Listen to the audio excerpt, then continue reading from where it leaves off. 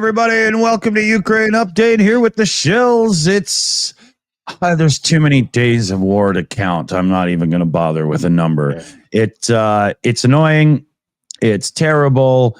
It's also looks like Greg Terry's about to be into the chat with us, but we're having one of those days where I used the service that worked better last time, and it seems to be having an issue. So we'll see. There's probably going to be some futzing around here as we get things going. But Commander McMillan is back. Yes, the Bionic Man is back in action. How's it going, Commander?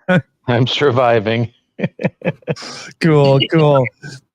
And we got Slavie in again. How's it going? Live on her channel as well. How's things? Things are good. All right. And we got Phil Ipner in again today with us. That's cool. How you doing, Phil? Good. Thank you. All right. And we got myself. You've already heard enough from me already. We've got both Greg Terry and Secular Sakai trying to get into the show in the background right now, and we'll see how it goes. I've got to hand a couple of links to people to try the new link that I had to give out there. So let's turn to our next Phil. What do you think? Where do you want to start today? Lots to talk about in the week, isn't there? Yeah, lots to talk about this week. I mean, I guess the big thing is, one of the top five is the whole argument over allowing Storm Shadow or other in-depth or depth, seeking munitions to get into Russia. Looks like the UK and the US, last time I checked, seemed to be backing off from it, which is unfortunate. There were a lot of rumors that they were going to start being able to do that. Of course, the Russians went ballistic about it, as they usually did, and rattled their nuclear, saber. And sadly, it looks like folks have taken the bait and are bowing down to a bully's threats. But we'll see. Hopefully that's not the last word on that. On the battlefield, I guess some advantages by Ukrainian forces in Kursk. Reports are that I guess the front in the Donbass at Pokrovsk has frozen, that they've stopped the advancement. At least that's the last I saw. What else is going on? Oh, the information war. They're really ticked off that the DOJ is pulling the curtain aside and showing everybody just how much the information warfare is ongoing and the real life consequences of information warfare. And pay no attention to the man behind the curtain.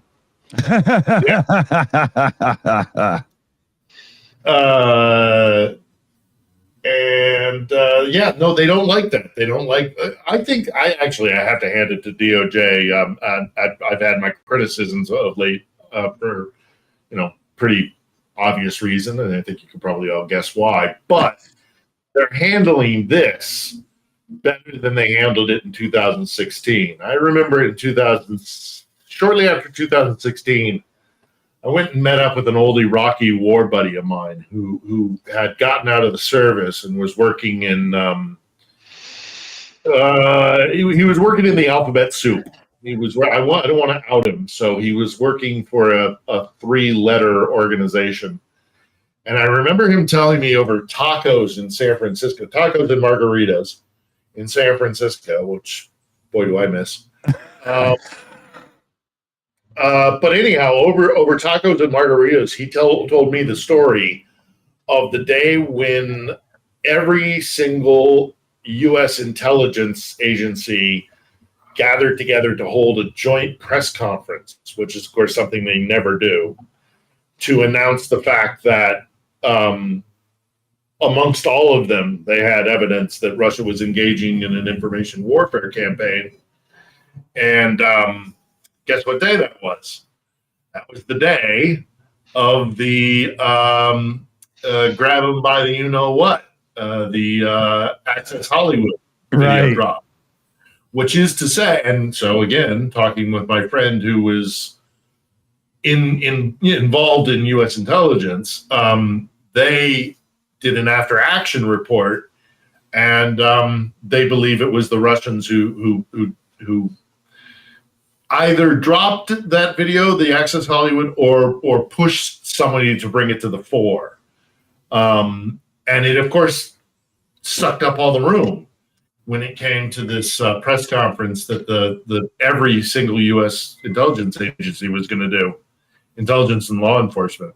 And this is what they do. This is what they do. So I think DOJ is handling it far better this time, kind of in the way I think maybe they learned their lesson and did it in the run-up to the Ukrainian war. If you expose their information warfare techniques before they implement them, it deflates them. Right. Something they didn't do back in 2016, but I think they're currently doing right now. And as my Cajun friends want to say, a hit dog hollers. Boy, are they hollering? You're not. It's a really good way to say it. Let me just check here. Greg, Terry, are you there? Can we hear you? I don't think he's in properly. It seems like it thinks he is. You know, I'm trying all the refresh buttons I can. We'll see what happens here. I don't know what. Okay. You get commentary from your husky? Pardon? I'm wondering if we should get commentary from your husky. He seems to want to talk. He'd be more than happy to come over and do that. I'm sure he would. Huskies do seem to be talking a lot. Hi, what do you got for me? Oh, okay, I'll just take that then. I think if you ever have a choice of being recreated as something, I think a husky is a good choice because they're always just so, life is wonderful. Seems to be. They're always happy, right? You know, you got to say that for sure. But annoying, but happy. Yeah. Am I? Can you guys hear me? Yeah, coming in good. Perfect. Yep. 1 second here. Greg's still having an issue. I'm trying to help him in the background sort it out. I don't understand what it's doing. I'm going to need a minute to try to finish sorting them out, though. So Sure, you do that, and I'll bore people with a few comments regarding what Phil was talking about. The whole thing with the storm shadow and everything. I think it's interesting that the agreement seems to have been tentatively reached that French and British supplied storm shadows can be used, but not U.S. ATACMS against targets inside Russia. But if you really read between the lines on the wording of some of what's in there, I think the intent is that they're going to be moving in that direction fairly soon. I think so too. But for one reason or another, I think that we're doing the storm shadows as a test float to see how the Russians react, and if it's effectively the old man shouts at cloud that we got from this, then they'll probably say, okay, maybe ATACMS can be safely released. Sounds familiar. Yeah, but the Challenger. That's the Challenger. That is exactly the Challenger. Yeah, and it's as I've said, and you know how frustrating I find this whole incrementalist approach that we've adopted from the very start of this conflict. But at the same time, I understand why they're doing it, and it's at least one of those general trends of moving in the right direction slowly, which is better than the alternative, let's be honest. You don't want to play chicken with nuclear weapons. No, really? I never would have thought of that. Wow. I know. It's a bold statement. I'm going out on a ledge. But at the same time, you can't let a bully be a bully, right? Yeah, absolutely. He can always pull out his nuke card, then we're screwed. And if that's the lesson he learns, Exactly. Oh, I almost forgot. Let me know when I should press the button to go live, Dick. Oh, I need your info. You didn't send it over. Oh, that's right. I was having to do all this Mac-related setup. Okay, let me get that and send it to you right now. Okay, I think I've sorted out what's going on with Greg, too. So we'll probably have Greg in here properly in another minute or two.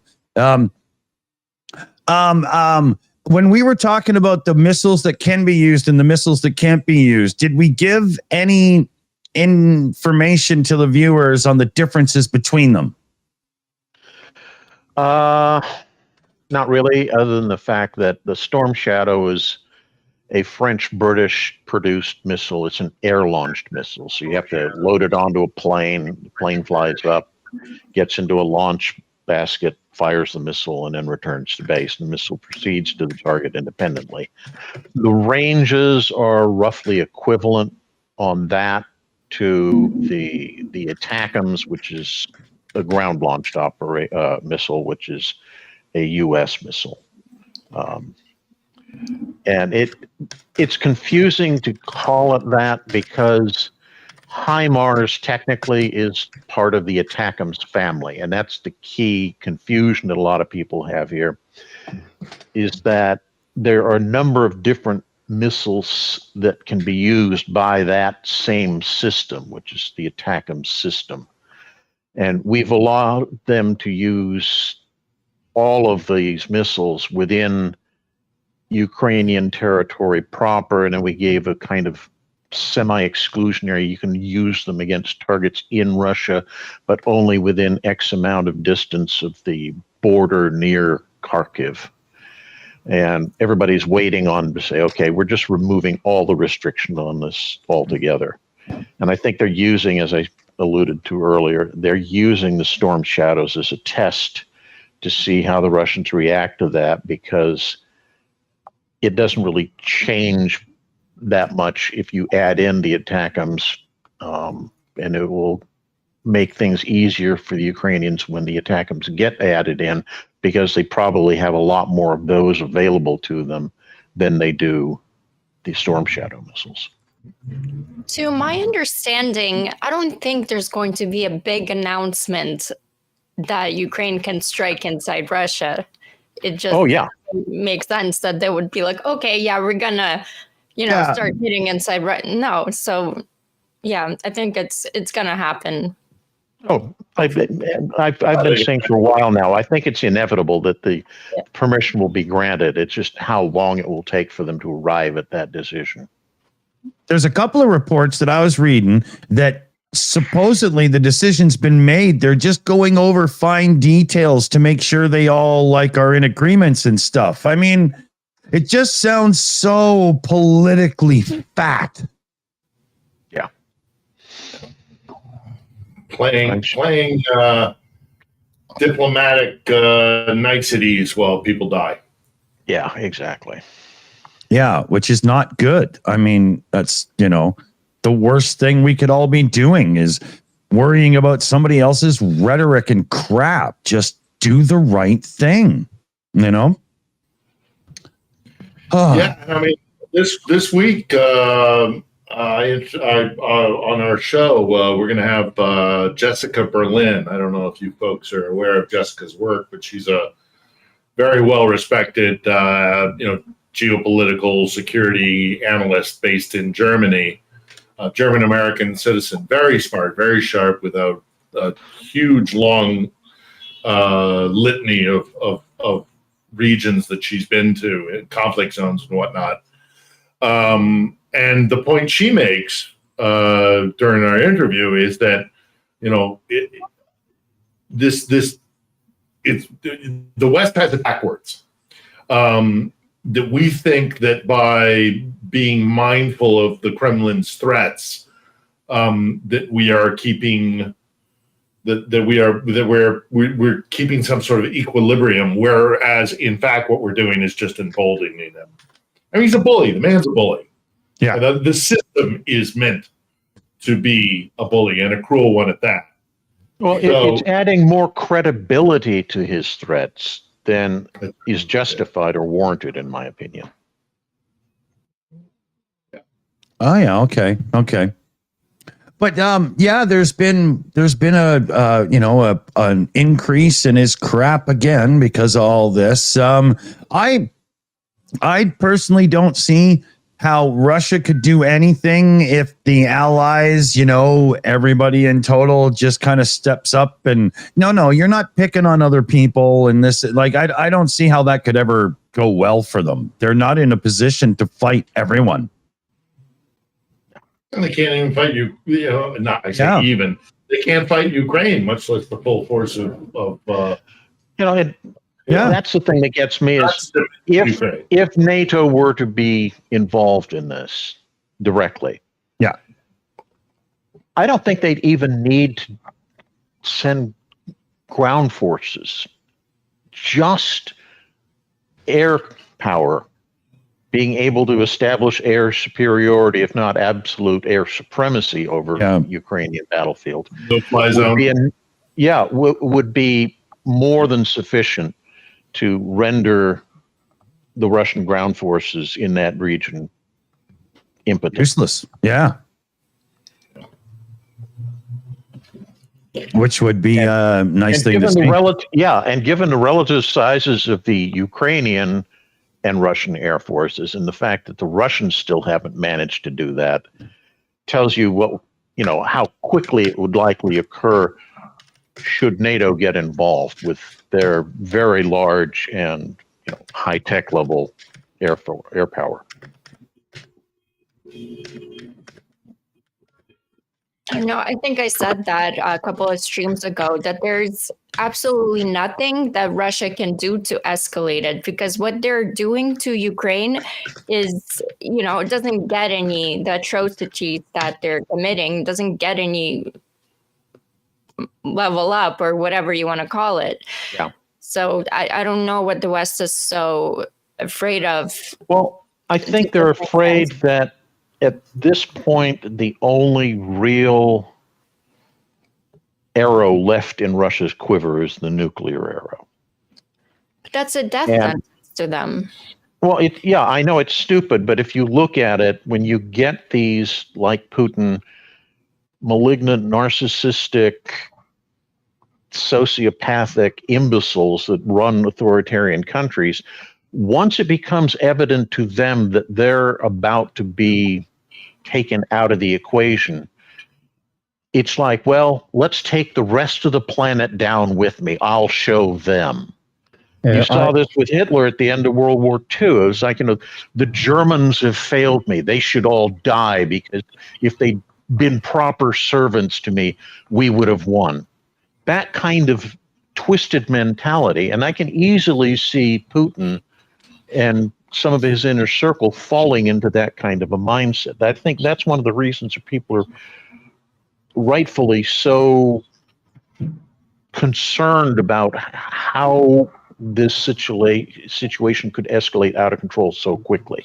I agree with you, Commander. I'll also add that I think there's one thing that isn't talked about quite as often, or maybe in enough detail, and that's the concern that I think it's unwarranted, because I don't think he's going to do it. But there's the concern. There's the concern that Putin might decide to, instead of an ICBM, a small tactical nuke, and somehow he can normalize that being done without World War III starting, which I don't think is the truth. But there might be some who are worried that small tactical nukes could become normalized in warfare. Yeah, and I go back to the fact that we were stunned after the wall came down and a lot of the pact countries started integrating with NATO, and we got access to the old plans they had from the Russians of the potential Cold War gone hot scenario. And it was mind-boggling how callous the Russians were about throwing nuclear weapons right from the very start. I mean, the initial day of a Warsaw Pact versus NATO war, the Russians envisioned firing over 900 tactical nuclear weapons into West Germany and other border areas. Think about that, 900 weapons. And to them, it was like, yeah, this is the way we do business. And that's that kind of thinking that makes people who understand that history so concerned. But I agree with you. I think the likelihood of it happening is probably low, because even if Putin does order it, I think saner minds around him might prevail, because the only possible outcome is everybody dying. And many of these people around him probably think that okay, worst case, I can get out and go live in a gilded exile in Dubai or something. Right. But you start they're not true believers. No, they're not. They don't have a fundamentalist. Right. They don't have a fundamentalist ideology. It's not like the USSR or some sort of Islamic. Yeah, this is not Islamic mullahs. Right. They're not going to their 72 virgins. And also they're not, saving the world for the proletariat. These are guys who want to have their mistress. Yeah. On the south of France. One for Monday, one for Tuesday, one for Wednesday. But the thing I keep harping on is that Putin doesn't survive this. I cannot see a scenario in which he survives losing this war. This is the most catastrophic war to happen to the Russian Empire since its creation, I think. Yeah. Hey, there's Andre, buddy. Starsky, how you doing, pal? Hello. Hey, what's up? How's it going, buddy? It was good. I have two updates. First update before all this started, like today, couple hours ago, I watched this absolutely fantastic movie called Da Vinci Code, and my world, it shattered. Jesus had babies. I don't know what to do with it anymore.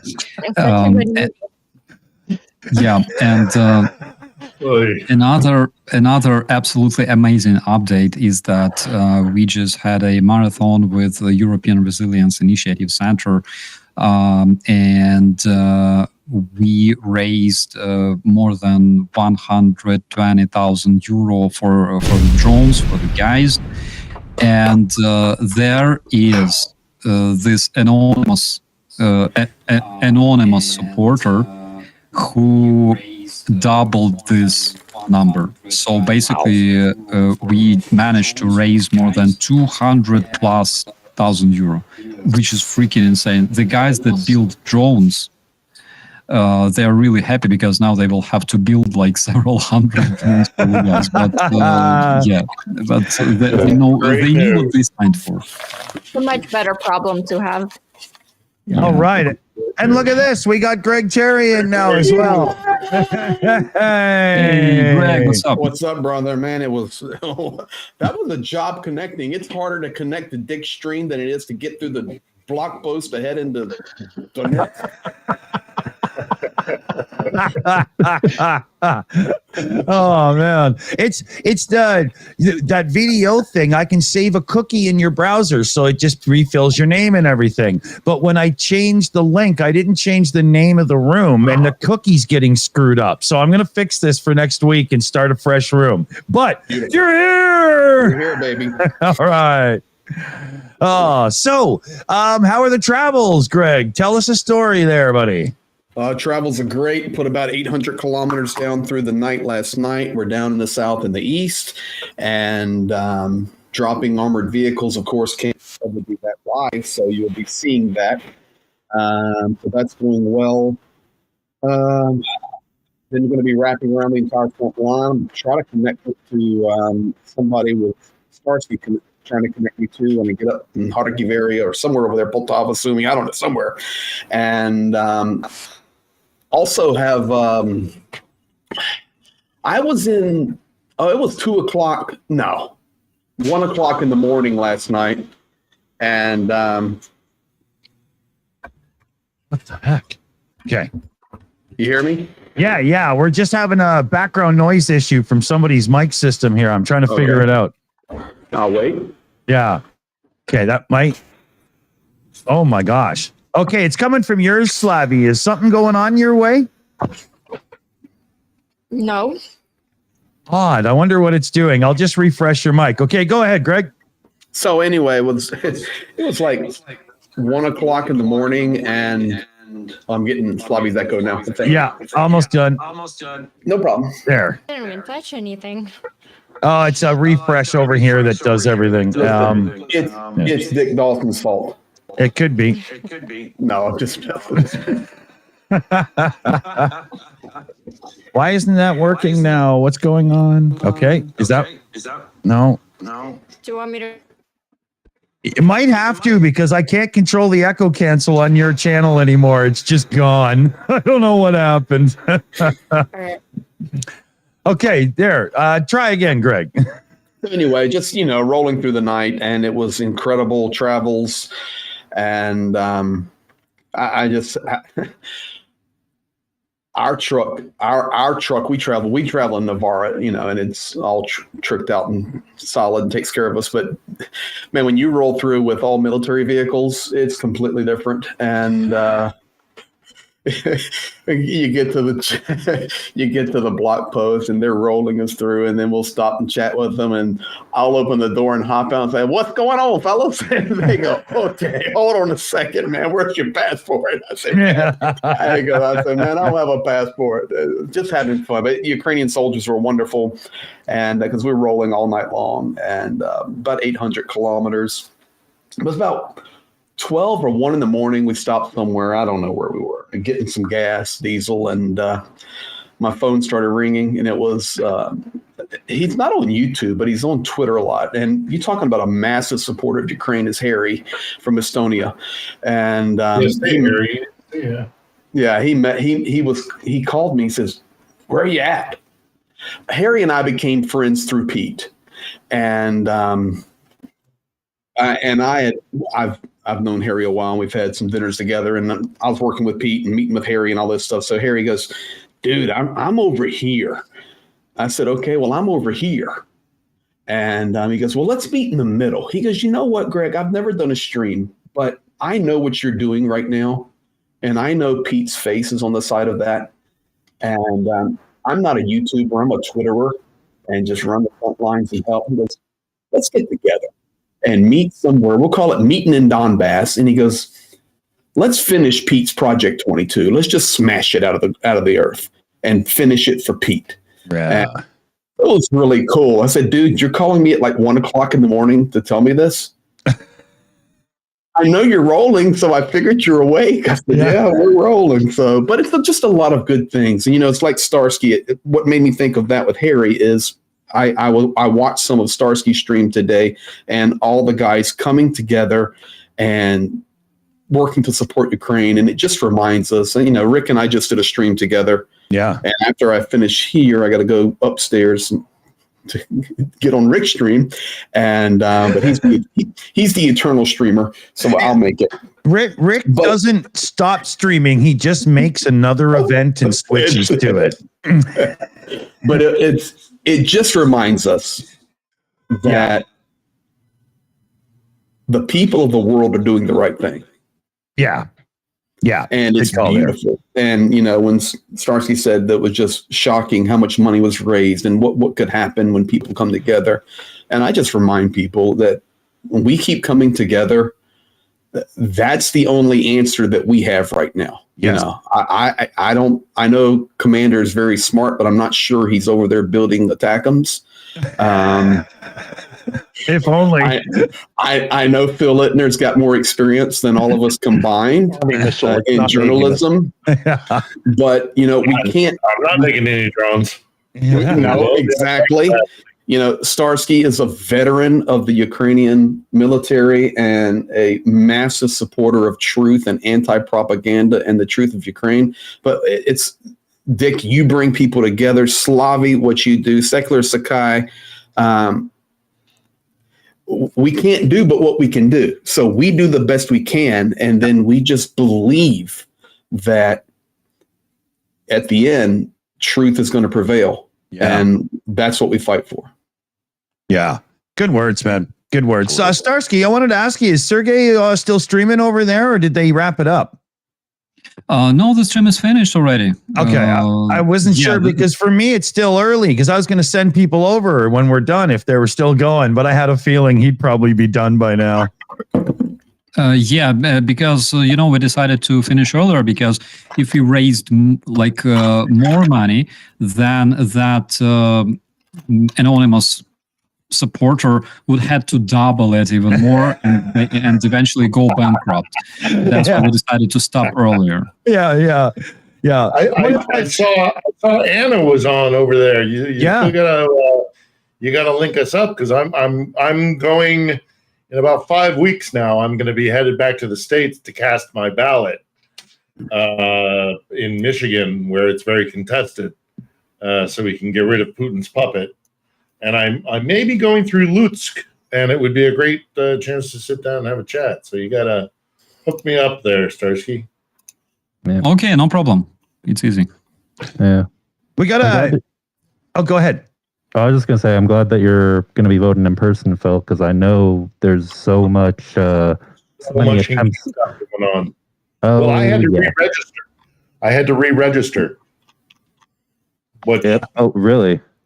I don't know. I'm not saying anything except for the fact that I was fine in 2020 and I checked my registration status and I had to re-register. So that convinced me even more. I wanted to physically go in and put my ballot down because if he gets in. Oh. Yeah, it's going to be a major issue. Let me show you something here. We showed this yesterday. Starsky showed it as well. But this is how badly Trump is hated by the pet community now since his little talk there. A lot of towns don't want to talk about it because they're so embarrassed by it. In Springfield, they're eating the dogs, the people that came in. They're eating the cats. They're eating the pets of the people that... It's one of the best things I've ever seen in my life. Let me know when they get to eating political candidates, and then I'll start getting concerned. Yeah. Just incredible. Oh man. But you know, everything's gonna be all right. Like I've been telling the guys, when it's over, I'm just gonna sit down with Putin and I'll get it all fixed and everything will be okay. Because all I've got to do, like I told the guy down the street when he fished having the cat souffle, all we've got to do is within 24 hours, not even when I'm the president, but when I'm the president-elect, listen, look, me and Zelensky are buddies. Me and Volva up there in the Kremlin, we're like Titus, two hobos eating the same ham sandwich. So you know what I'm saying? All I'm going to do is I'm going to call and I'm going to set these two guys down. And in 24 hours, it's over, baby. Yeah, it's delusional. 500 years of colonization is going to end. Did you guys see what Vance? Did you see what Vance said? Yeah. Oh, my. Putting forward the idea of a 38th parallel, turning Donbass basically into the DMZ, because that's really worked well on the peninsula. Oh, man. Let's just keep this conflict in a kind of fugue state for another century or two. Give me a break. But this is actually what Rick and I were talking about a little bit on my stream. We're starting to see these dominoes kind of fall because you're right. It was J.D. Vance with that nonsense reiterating madness. They don't know their head in a hole in the ground if they think that's how you handle Vladimir Putin. And secondly, they have no care for the Ukrainian soldiers that have died and shed their blood for this nation. And the guys are not just going to stop and we're going to freeze it and we're going to have a demarcation zone. What planet are you on? We're just going to give away Lugansk, and we're going to give away Donetsk, and we're going to give away Zaporizhia, and we're going to give away Kherson, and we're going to give away Crimea. And we're just going to be happy with that and have a nice little map. No problem. It works so well with the Balfour Agreement, why wouldn't it work here? Well, did you guys see Robert F. Kennedy Jr.'s message to Biden? Which one?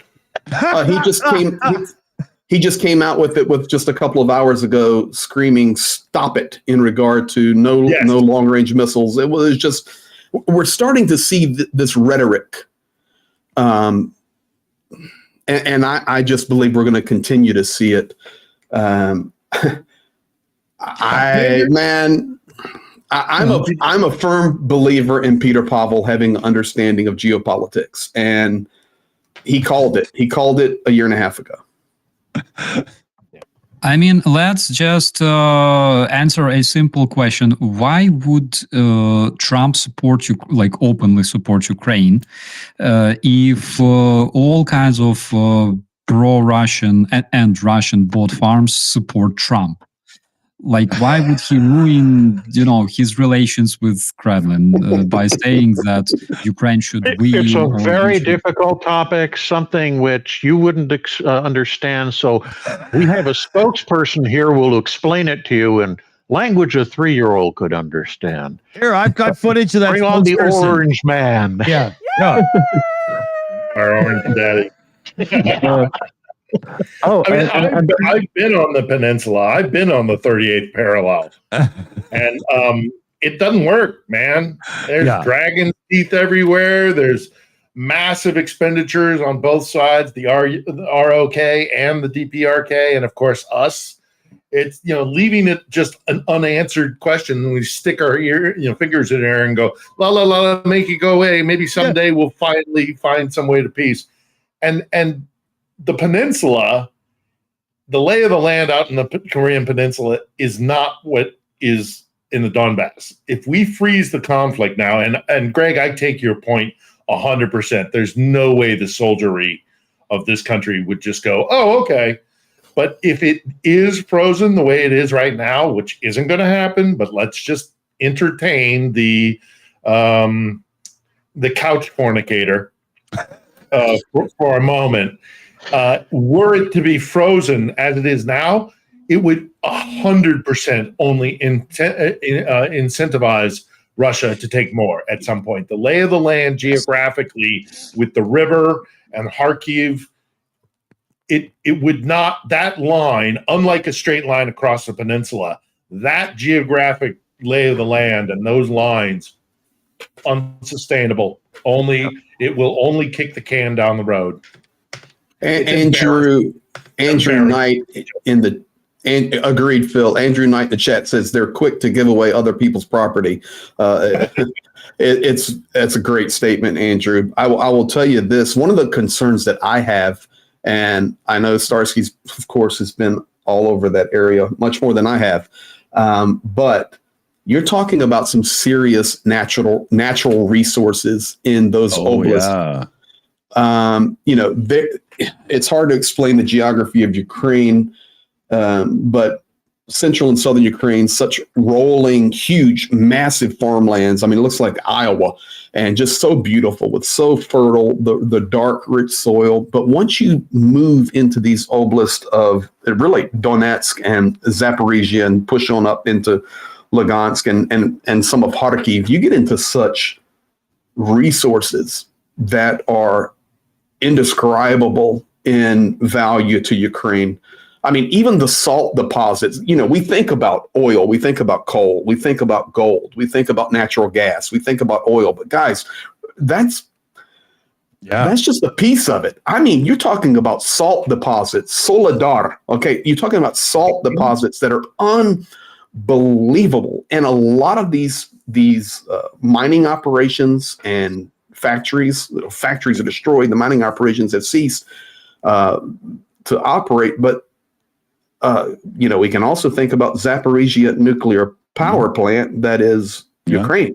Or the alien ark that they've got hidden there. I saw it on Ancient Aliens, so I know Trump knows it's true. Well, I think that was referenced in the Da Vinci Code, and now Starsky's an expert on that. Also, we have lithium, a lot of lithium, as we know that. Yeah. Yeah. Oh, yeah. Yeah, and lithium with the whole electric car thing and everything and whatnot, and batteries all over all our devices. That's a hot commodity in this day and age, man. Oh, yeah. Absolutely. I mean, no one wants to see perhaps just south of Far East Russia, China be the only nation that's really selling those rare metals and things for electric vehicles. So Russia, I'm sure, wants to steal as much as they can to be in on that market, and we can't let them. Absolutely. Shouldn't be letting them do anything. And we also know one dude who makes electric cars and owns one pretty big social media platform who would also like to participate. He has no vested interest in this process at all. None at all. No, of course not. Mr. Musk. Mr. Muscovite. Yeah. Yeah. I should do a couple of shout outs here. Kenneth Tessa threw in a direct donation. Ukrainian freedom. Into the boom boom fund it goes. Dunk on You 23 threw in a super chat in the beginning of the show there. Slavie Ukraini. Change the world. Right to Biden. Stop the insanity. Awesome words. Petra Olsen threw in her traditional 129 Swedish kroner donation with love to Ukraine. And I'm not smoking, so it worked this time. Papa Dutch with a super chat as well. Bullies and bully shit. That's very accurate. Papa Dutch a second time. CYA syndrome. Cover your ass. Well said. Yaya has come in as a Shills apprentice. Love and having the family members join. Thank you very much. And Kay in the chat as well. Fear of the nuke is the weapon Russia uses. It's excellent to say because it's totally true, right? I mean, there was something said in our private chat earlier today. How many of Russia's nukes are even in working order and were serviced and whatnot? I guess it only takes one, but even still, there was a question for Greg, but I think a few of you are going to want to jump in on this for answers as well. Talk about where a person with experience in construction could go to volunteer in Ukraine. I think the question comes from Ayan Kaza. That's right. And you would ask, Dick, how do I know that?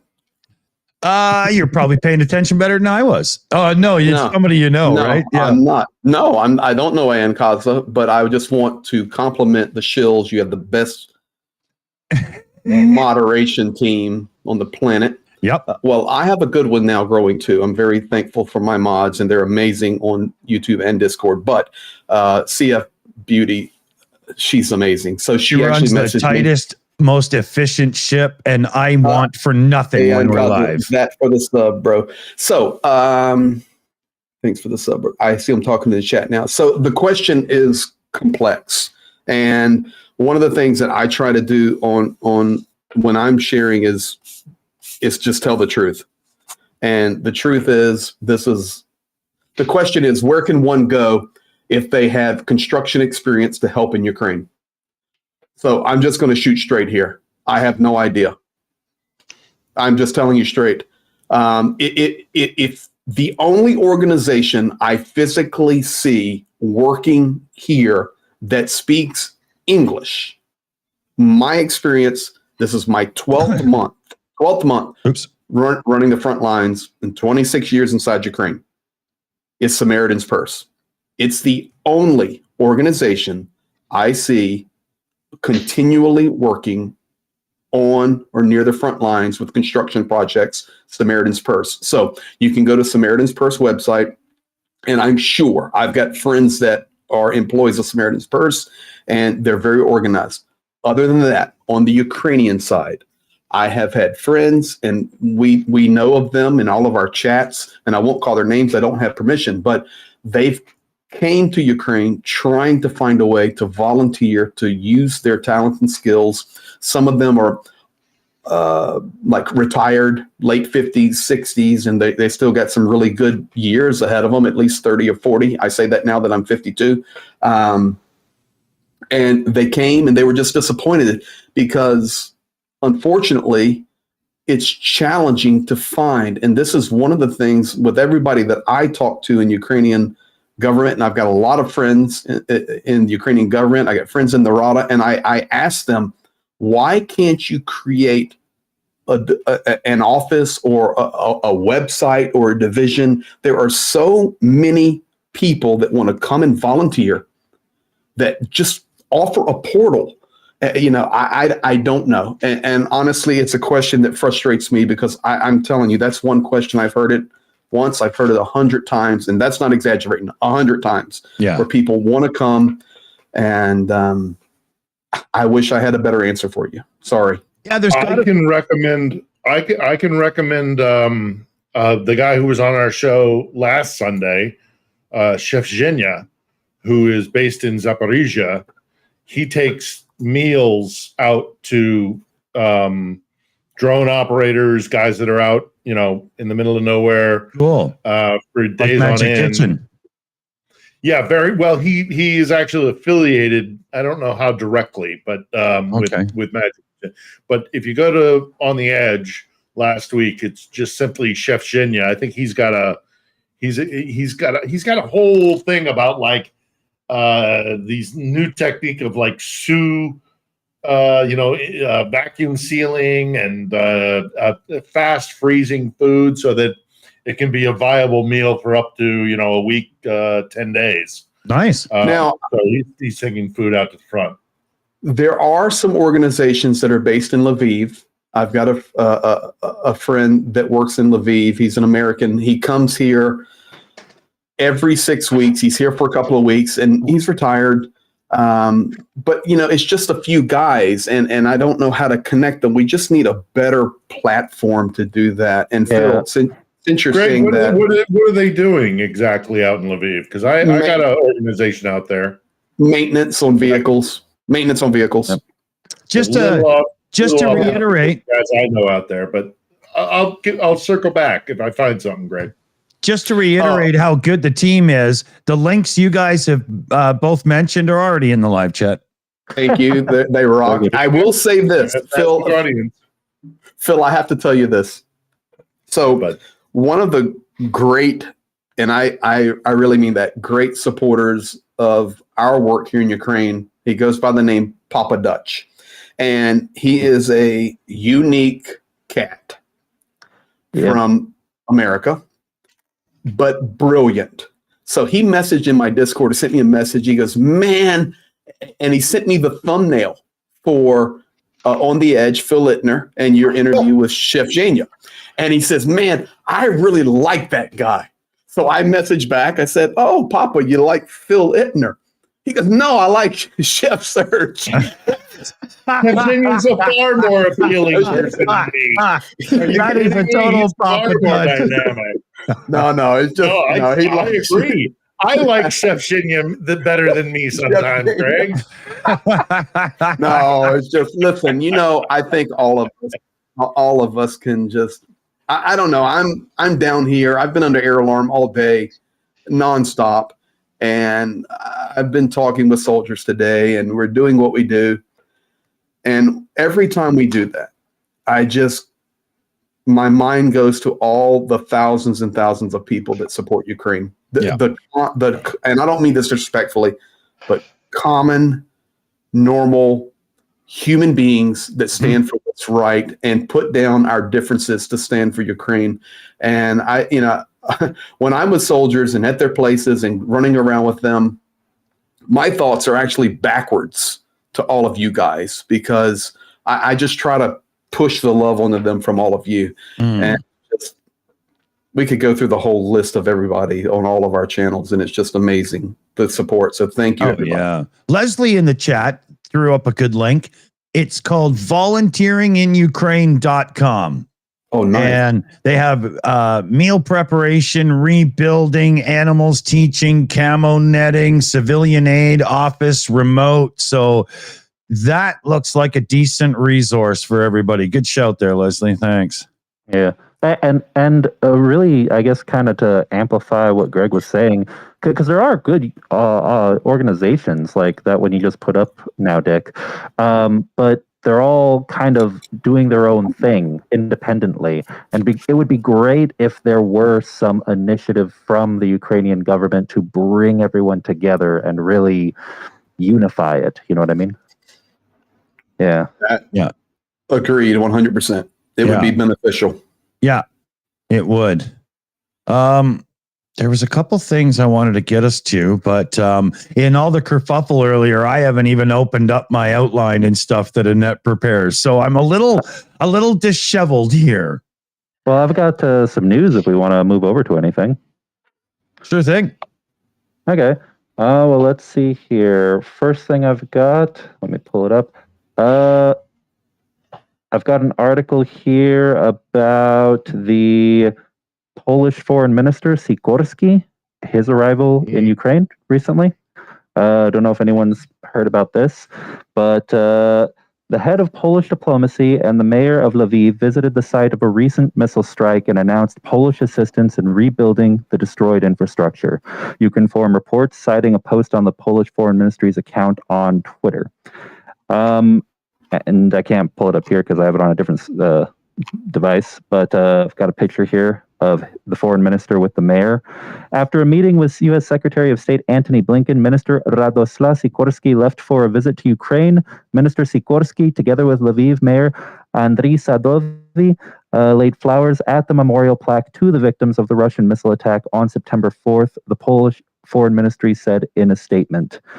And so I guess it is very good to see that there are still movements of, solidarity between Poland and Ukraine. Poland has been a very important ally and neighbor during all of this. I think it's worth adding to this. Poland has also officially started formation of a Polish Legion for service in Ukraine. Yes, I'd heard about that. Yep. Yeah. So, but then also in contrast, we had that Polish MEP, member of the European Parliament, come out and just slam Blinken and keep your foreign wars. Don't provoke the war. I mean, obviously, this is a Polish MEP from a far right group that, I'm sure if we dug, if we scratched beneath the surface, there'd be Moscow. So do we. They do. Well, of course, it's a democracy. Democracies are messy.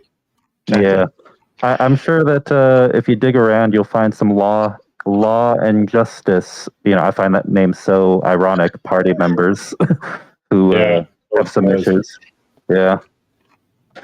But anyway, so beyond that, it doesn't seem like it's an announcement at all about additional weapons, just kind of a show of solidarity, which is nice to see. Other news that I've got here, let's see, stuff about the storm shadows, but I've got, some news about,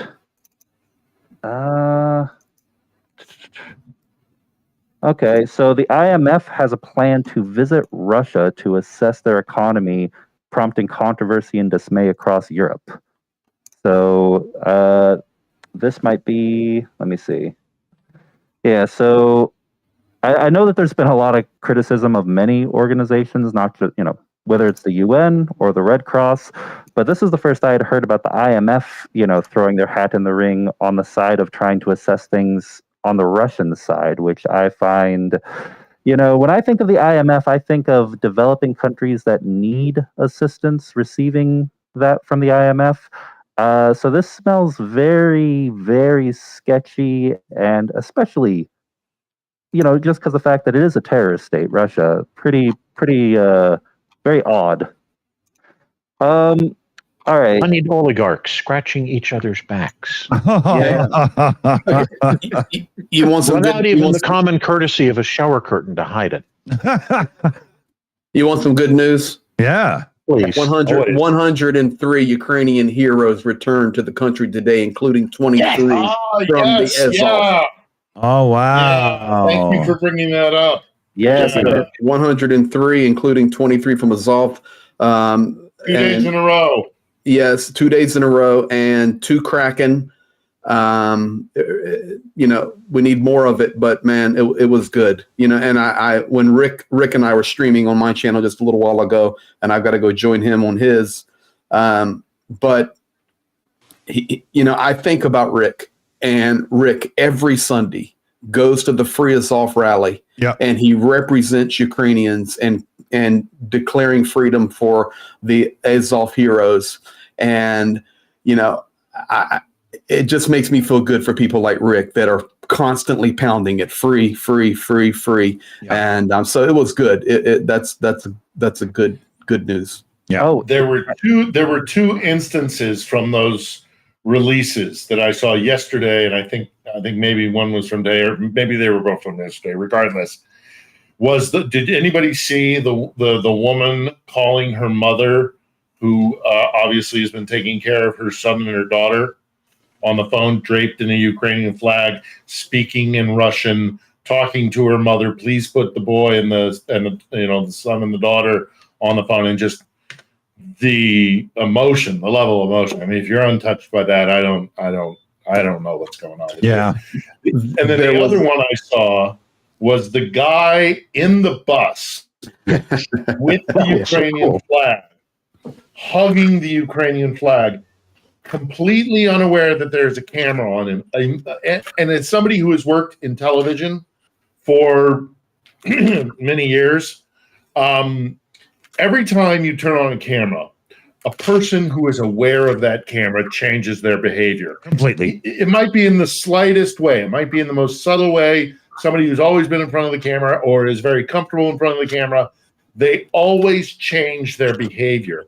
So when you catch a moment when the person is unaware of you filming them, it is honest, it is sincere, it is real. Mm-hmm. And here is this guy sitting in a bus, clutching the Ukrainian flag to his, lower chin, I guess, kind of thing, and clearly, absolutely absorbed in what that moment meant to him. And then he sees the camera, and then it's a thumbs up. And it's like, yeah. That's what I'm talking about. Yeah, that was the switch. He looks over and he turns into that. Yeah, right. The second he sees there's a camera, his attitude changes, because that's human nature. When we're being observed, when we know we're being observed, we change our behavior. It's very frustrating for a TV journalist. Yeah, well, we're taught it from like genuine. But you're taught it from like being a baby. Say cheese, blah blah. Like we're taught to change up. Flip the script, right? Yeah. The other one that I thought was interesting was they were talking to some of the guys on the bus, and they mentioned about the fact that Ukraine had advanced into the Kursk Oblast and taken Russian territory. And what? They had no idea that had happened, but the reaction was the same kind of thing. It's like, what? That is so cool. Yeah. There was a question here from Heather in the chat, my Mexican connection. She sent my son some really cool stuff. Could the return of the POWs 2 days in a row be in part or because of the Kursk incursion? I would say they're just trading people around, aren't they? They're just going, hey, we got these guys. You want them back, Yeah, there's two elements at work there, I think. Number one, we know that the Russians are still under enormous pressure about mobilization, and every time you get prisoners returned, it's a group you can immediately turn around and send back to the front and not have to mobilize more people to send to the front, which drops public morale. So that works to their benefit from that perspective. And the other portion that I think it's worth remembering is these deals take, weeks, if not months, to arrange. So it's hard to square they're returning the prisoners because of the incursion into Kursk, because there really hasn't been enough of a time separation for that to have a proximity cause. Right. Yeah, I thought it was a good question. Let me catch up on a couple of super chat shout outs and stuff here. Spider Fate gifting out a Shills membership. Woohoo! Hey, thank you very much, Spider Fate. We love having new members of the family around here. Super chat Matt threw in a good one here. Remember, SU and HS. SU is Slavie, Ukraine, and HS is Heroem Slava. Good shout, super chat Matt. And then Aeon Kaza with a $100 shout, no less. Well, not dollars, but you know what I mean. My granddad just did. He was part of the resistance in DK under World War II. So I promised him, keep fighting for the wink and help where I can. Good words. Very good words.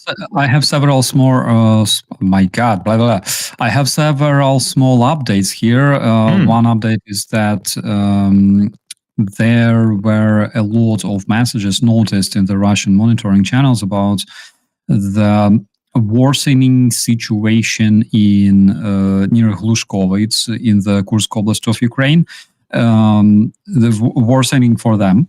And they are basically panicking. Another one is the oblasts of Kursk, Belgorod, Bryansk, Voronezh, and Moscow declared emergency because of drones, because today they also hit Ukraine with the kamikaze drones.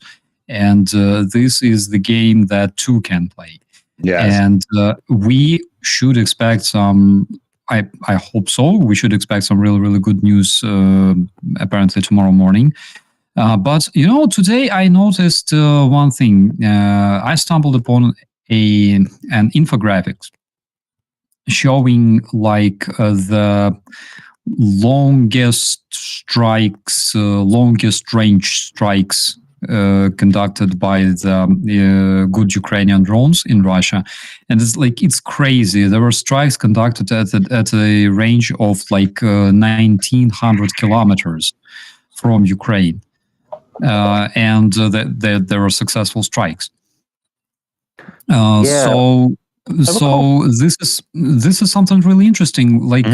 We and I believe that, of course, those drones were produced in Ukraine by Ukrainian manufacturers. I would really like to know more about those drones. So I will try to find some more details on that. It seems there's been a level up in technology. Oh, if Murmansk can be struck, then anywhere can be struck. I mean, look at the map. Yeah, absolutely. And remember that video from Chechnya with drones flying and Chechens looking at them so surprised, oh my God, it's so surprising to see enemy drones over our peaceful, republic. There's of course a lot of criticism. Several days ago there was this Russian house hit, partially destroyed. But it's karma, guys. Everything that happens to Russia is absolutely 100% justified. Karma is a bitch, it always strikes back. Brother Starsky, those people in those homes didn't give a rat's ass when civilians in Ukraine were getting hit. So sorry about your luck. Don't care.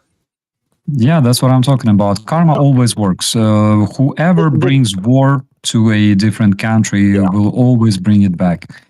I think the key thing that you need to point out, though, is the apartment building hit. That's a collateral damage situation.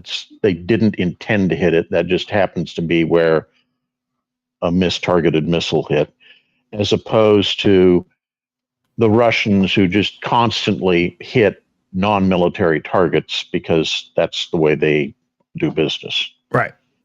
They're going for shock and awe, right? They're doing the whole Genghis Khan, right? Yeah, or a pediatric cancer ward, for God's sakes. Yeah, right.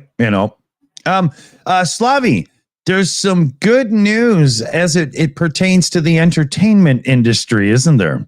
Yes, there is a huge win for the Ukrainian diaspora versus the Toronto International Film Festival.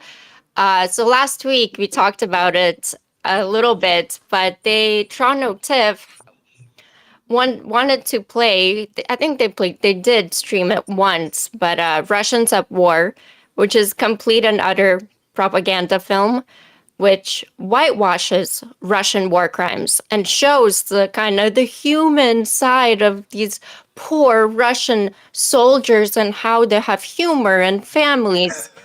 Complete trash, crap, garbage. Yeah. I actually wrote an article in Ukraine Today about it, arguing how this film can't possibly be anti-war because they're not exposing any of the war crimes. So how in the hell, like, it's because that's what Trofimova's argument was. Yeah. That it's an anti-war film. No, it's not. Yeah, the Toronto Film Festival guys got so much social pressure and heavy duty threats that they were scared and they were like, screw this, man, get it out of here. I love it. They didn't get threats. It was very, very peaceful protest from the Ukrainian diaspora. No, I don't mean the threats. Still very Canadian. Yeah, hold on. No. I don't mean there was threats from the Ukrainian side, but they were getting anonymous threats into the festival as well. They got the Canadian news here in Canada has exploded with this story this morning. So the whole outrage was from these threats. That's why Ukrainian diaspora is so mad at this, because the protest, there was no threats. Then I think it was yesterday, a couple of moments later, the Toronto police had to say the threats, like this recommendation, did not come from us. The festival made up these threats. So it's very, very important, because now all the Canadian media is saying, yeah, these threats from these dangerous Ukrainians who are killing Russians, and so it's just very, very important. It's very, very important that we don't say that it came from the Ukrainian diaspora, these threats. Yeah, they no Russian disinformation operation involved. None at all. Yeah. These are not the droids you're looking for. Exactly. No, look. Yeah. I have two things to say about this, and first and foremost is I have been an embedded journalist. I don't know how many times I've had an embed with NATO forces, not just U.S. forces, but NATO forces. Never once did anybody, say, "Here's a uniform you can put on," which is what this woman who directed this RT connected woman. She walked around in a Russian uniform. In Russian lines, that I would have gotten fired like that had I done that. And also, just being in bed, you have to very early establish lines where the boundaries are. I'm here as a journalist. I'm not a participant. I'm here to bear witness. Yeah. This woman did none of that. This is a straight up just. There's no way you can be on the lines with Russian soldiers for as long as she was, with the access that she was given, unless the Kremlin was in on it, unless the military was in on it, and she was told what to say and what not to say. So that's BS. And then secondly, this other thing that is happening with this, away from the protests, although I saw the photographs that you're referring to, and they were peaceful. It's Canada, for God's sakes. Sorry, Dick was away for that one. But the other thing about it is the guy who was screaming bloody murder about freedom of speech as a consulting producer. You know what a consulting producer is?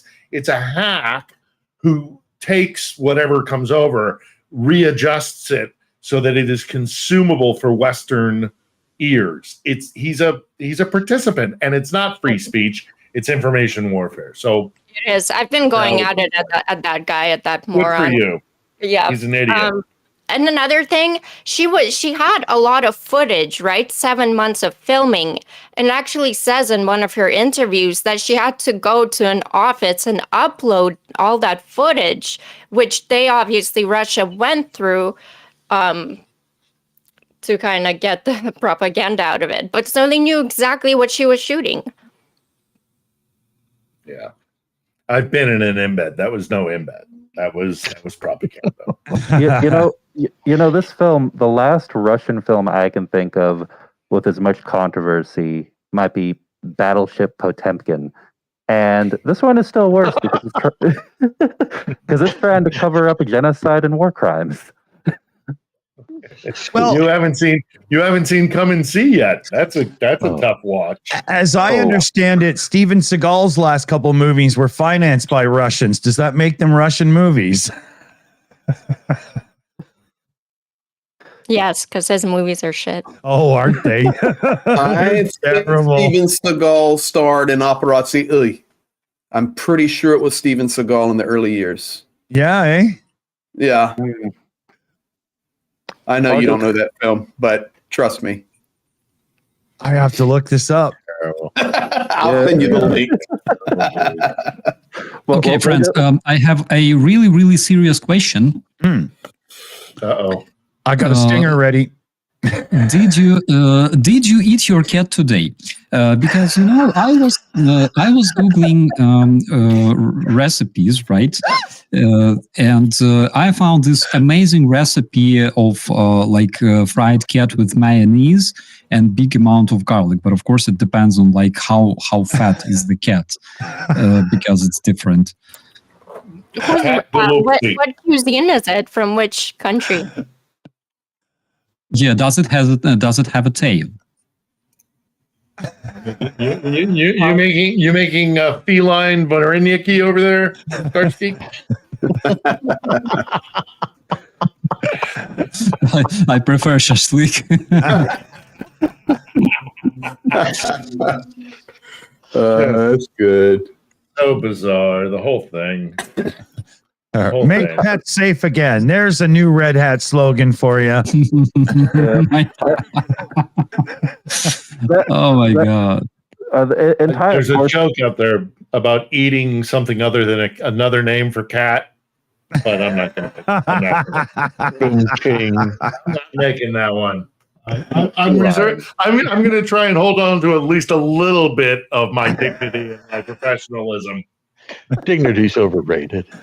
Yeah. I gotta say, this Loomer chick is really ruining his campaign for him, and I love it. Let's keep going.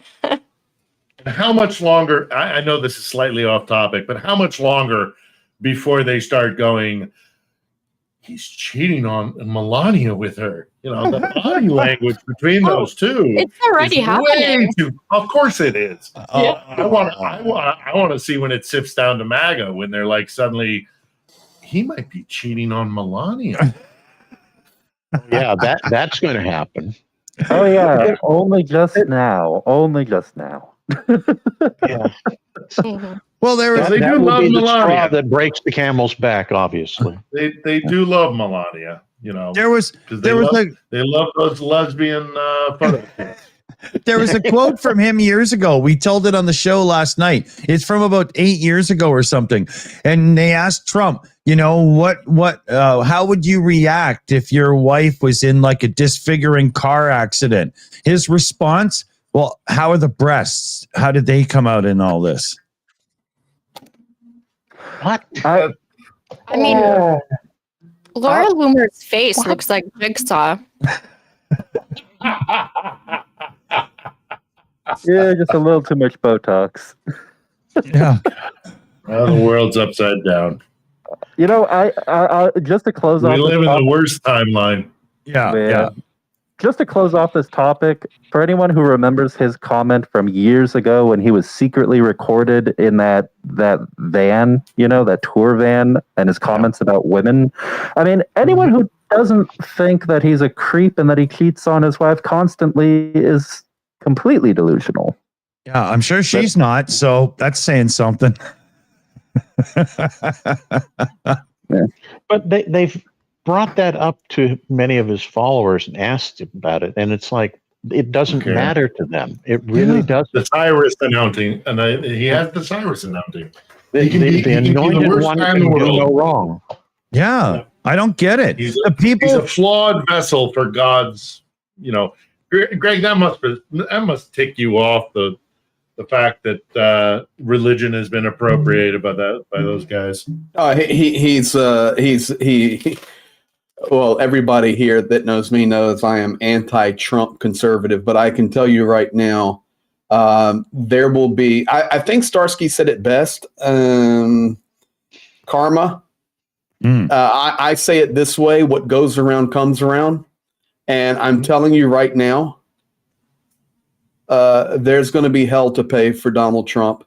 And I'm just for me, you opened the religious door, Phil. So here we go. For me, fair enough. His pride is pure evil. his narcissism is pure evil. Yeah. And any Christian that would say, this is the Savior, this is the man of God, you are blind as a bat and you know nothing about Christianity. That man is not a believer. Bottom line, there's no way. There's no way. Dick, he is a charlatan. Yeah. He's a charlatan. Like Dan Brown. Oh God, November 10th. Hold on. Just make a Da Vinci Code reference again. He did. He collected the Da Vinci Code. Shame on you. Did you watch Angels and Demons yet? No, not yet. Not and yet. then you have and then you have Inferno. You're gonna have fell asleep in that one. First, I have to like repair my world, okay, in the beginning, and then I will prepare. I will eat like a couple of cats and watch it. And I'm right. I read that book. I read it even worse than the movie. I read that book, Dan Brown's book, and it's just, I mean, it keeps you going because it's got anyhow. You know, Phil. Why'd you watch that movie? Shame on you, Starsky. Phil, the book, I equate the book, if I'm going to go back in time a few years, but I think you'll be able to follow me here. I kind of equate it to the Celestine prophecy. Do you remember that remember that? Yeah. That horrible piece of literature garbage. This little figure on the tapestry from the 14th century actually means this. I mean, it's to bring it back to bring it back to our topic. There's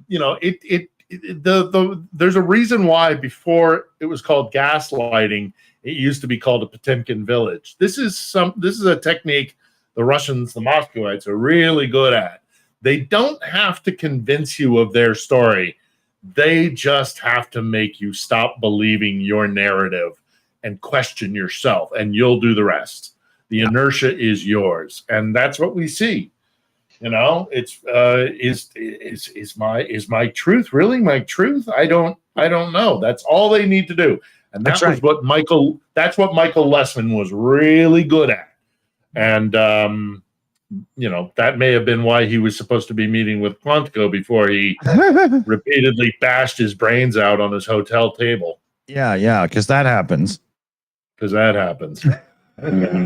I don't care how drunk you are. Yeah. Give me a break. I just can't see the human, there's that whole, desire to not die in people. I don't see that working out. I just listen, guys, the reality is we're in a different era.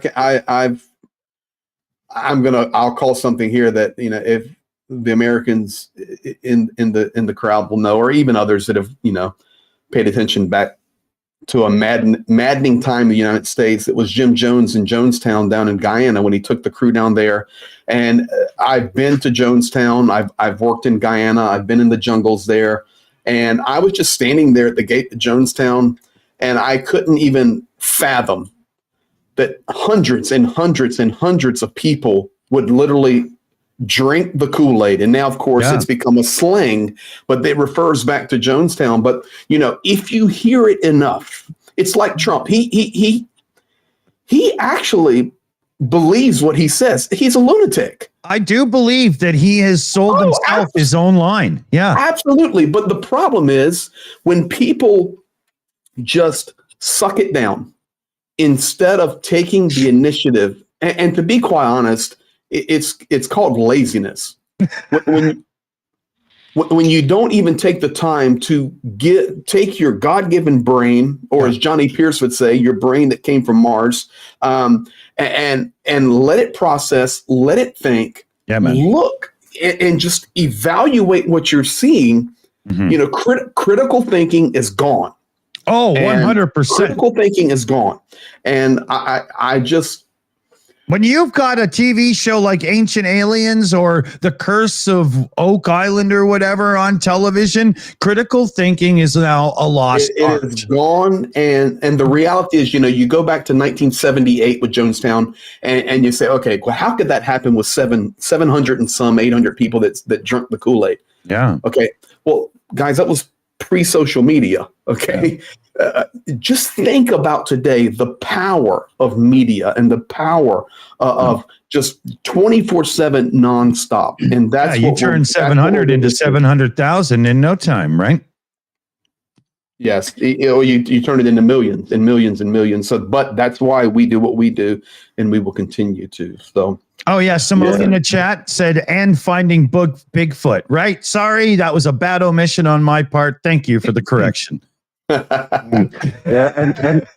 Speaking of Jonestown, ironically, Putin's best friend in South America, Maduro in Venezuela, seems to want, the region where that actually occurred, ironically. Yeah. We're just going to see more of it until the world stands up and stops this. Yeah. Listen, guys, I have to go. I have to jump on Rick's stream for a few minutes. But let me say this. Thank you, everybody. None of the guys, it's Jania, myself, and Rick is with us. And then I have a drone tech with me. How about that? So in the room next to me right now is a 7-multiple system, 7-channel drone jammer. And he is over there right this second, modifying the frequencies to the exact frequencies. Awesome. Oh, no. The unit we're looking to want. I got some serious nerd power over here, okay? Yeah, but I'm liking it. Fantastic. I have a question. What about those new flamethrower drones? The dog one? Thermite. There's dog ones and then the flying the dragon ones. Yeah. Yeah, they look terrifying. I love it. Fierce, man. Yeah. Mm-hmm. Yeah, so it should be WP. It shouldn't be a drone. It should be WP. They shouldn't be doing it with drones. They should be firing those things from artillery pieces. And it's on us that they're not. Yeah. Because they look great. They're sexy and they're ferocious and they look really nasty. But white phosphorus. Yes. Mm. Yeah. I just want to let me just say thank you, guys. Rick, Junior, myself, and our technician here, we haven't slept in, I don't count 2 hours, so in 2 days. Yeah. So still rolling hard, and tomorrow we roll into a few more places. But just want to say thank you. I did. I wish you well, Commander, in your recovery. I really do like your streaming chair there. It's very nice. You got lumbar support and massage and heat. I see that.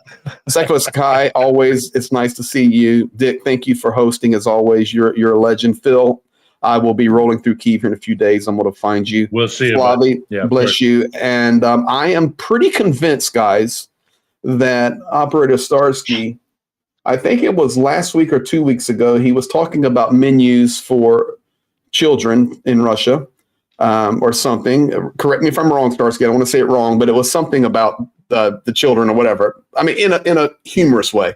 And now tonight he's talking about cat recipes. I'm pretty sure that when this is over, Operator Starsky will be on the Beat Bobby Flay show, having a chef competition. He has a whole new future ahead of him as a master chef in the art of cooking felines. The man is a legend. Let's go. All right, guys. Be blessed. Thanks, Greg. We'll see you soon. Take care, Greg. Bye-bye. Oh, that's funny. Brings new meaning to the saying, more than one way to skin a cat. Oh yeah. It actually makes you realize where that phrase came from, but it's another story. But we got to kick ourselves into wrap-up mode here as well, because my time is running short. We're running a fundraiser in about an hour here. We're trying to get Annette from Tornado Alley back to West Coast, where she actually lives and has a life and stuff. Long story. It's going to be hours long kind of hangout fundraiser stream. All of the regulars that have links to the channel will be popping in and out. Who knows? I'll be sending the link out to everybody. So join us soon. It'll be really cool. Let's start here. We'll start with Secular Sakai. What do you think, man? Yeah, good stream. I little shaky at the beginning, but minimal audio issues after I got it all fixed, so pretty good. And and yeah, thank you for being here, everybody. Continue to support Ukraine. Regarding Annette's fundraiser, I will be donating $100 personally. So I invite all of you to join me in doing so. And let's get this done. Thank you, everybody. Good shout, buddy. Good shout. We'll go to Commander because if he takes any more pain medication, he'll be talking to Big Bird. What do you think, buddy? Well, yeah, it's catching up with me towards the end of the show here. I hear you. Yeah, two things. One, my usual closing comment about please continue to pester the hell out of your elected officials. Tell them Ukraine is of vital importance and you want to see aid continue. Secondly, I expect that, this is kind of answering a question somebody asked just a moment ago. What's going on with the Kursk operation? It appears to me that the Ukrainian offensive effort has kind of reached culmination point and they're not really making significant gains anymore. They basically dug into a very defensible position. The Russians are starting to counterattack. They're taking heavy losses, but making in certain sectors some limited progress. The key, though, is that for that to continue and to retake the area that Ukraine has taken, they've obviously had to pull out some of their better equipped and better trained, more experienced units from the Avdiivka direction and send it in that. So we're seeing far less progress in that sector of the front than we saw previously. Right. So it's accomplishing what it intended to do, plus more in terms of it took territory and it distracted the Russians and stopped their success of their offensive. And hopefully the Ukrainians will now have time to create their own defensive barriers so that once things calm down, they can't resume that offensive as effectively.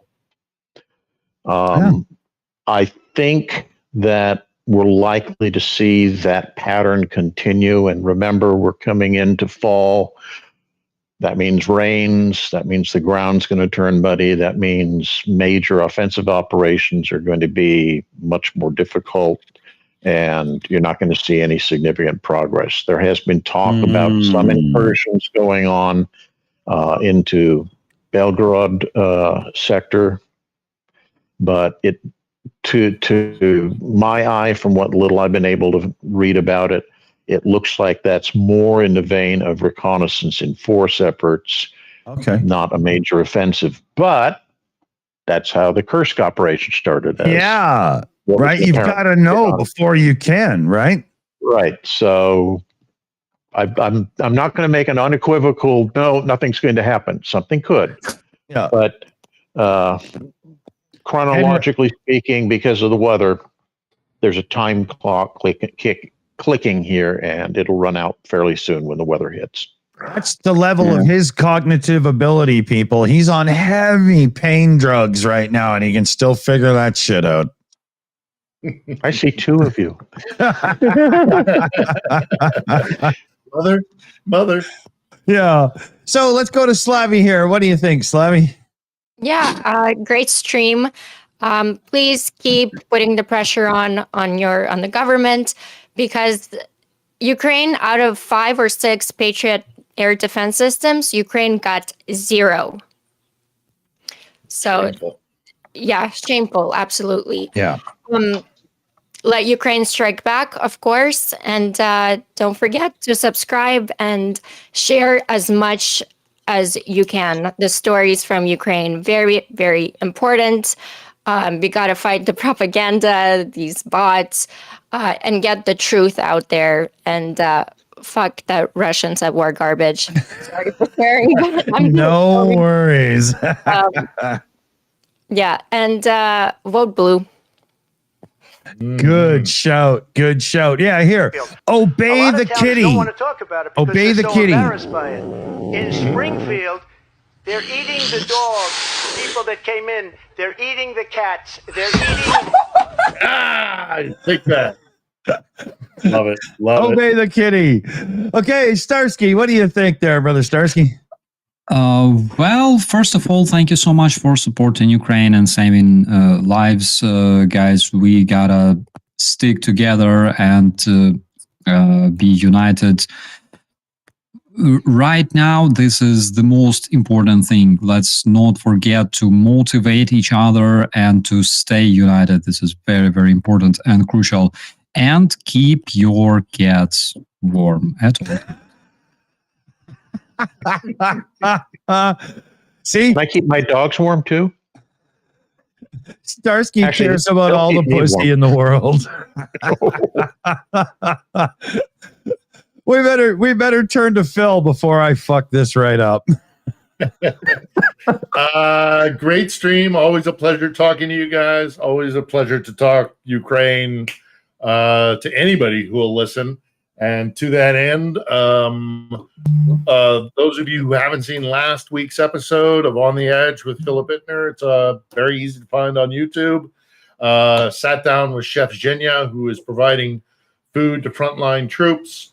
He's in the middle of an expansion. He could use some help. So go check out the conversation.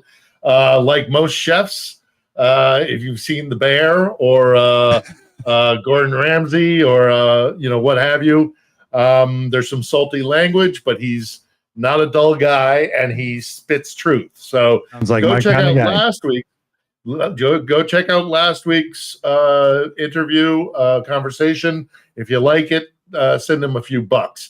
And then tomorrow's episode will be debuting 8 p.m., 2000 hours here in Kiev, 1700 UTC, which is just GMT, and 10 o'clock Pacific time.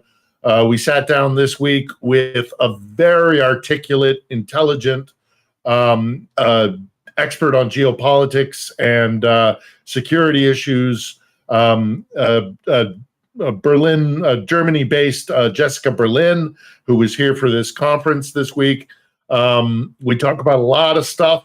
How Europe's reaction to the Ukraine war may differ from America's, and what is the problem in Europe when it comes to supporting Ukraine. We kind of know that the problem in the States is the MAGA movement. But here in Europe, there are a couple of other similar but different factors that are happening. And also, it's a kind of an entertaining episode because you get to see how it is we live in Kiev, because Moscow interrupted us more than once. Oh, wow. Okay, I got to see this. Yeah, it's a good episode tomorrow. So tune in. Excellent. Thanks, everybody. Excellent. And yeah, a couple of super chat shout outs here before we go. Papa Dutch. It's not as much fun when the war is in your backyard, is it, you Russian scum? I had to reiterate there. Linda H. giving out a Shills membership. Thank you very much. Papa Dutch again. Try our new orange tabby fajitas. Papa Dutch one more time. Trump is like William Randolph Hearst on steroids. And then we got Tiger 313NL. Our national MH17 monument is just outside my hometown. I know which side is evil. I don't want to stand by idle, so I make donations to help where I can, when I can. Good shout to end on. I love it. Big thanks to our team who do so much in the background. You hear my guests are even bragging about them. This is how good it is around here. We got Annette, who runs the team, Shayna Caldwell, Chris Lundy, Liam Wakefield, Crazy Cat, Leslie Bow, and Super Chat Matt, of course. So thanks, everybody. And a huge thanks to everybody here who's liking, sharing, supporting the show. Share it out, because it's not just for us. We got a message here. There's something to be heard, right? Big thanks to everybody who's supporting both the channel, but more importantly, Ukraine. We're already getting by okay. Let's focus on Ukraine, get this stuff done. We take some of the membership money to help cover the losses you get for the little services taking money and stuff. So thanks to all our members and whatnot. We're all doing our best. And 2 words you ought to end the show with. Slavie, Ukraine. Well said, everybody. Thanks for joining us. Take care, everybody. Good night. See ya. Bye. Bye.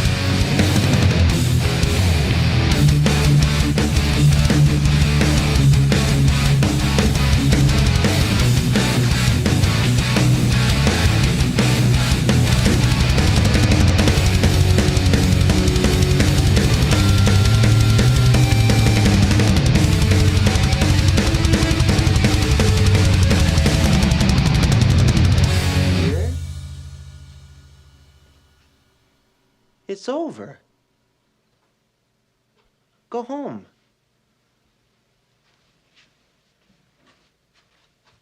Go.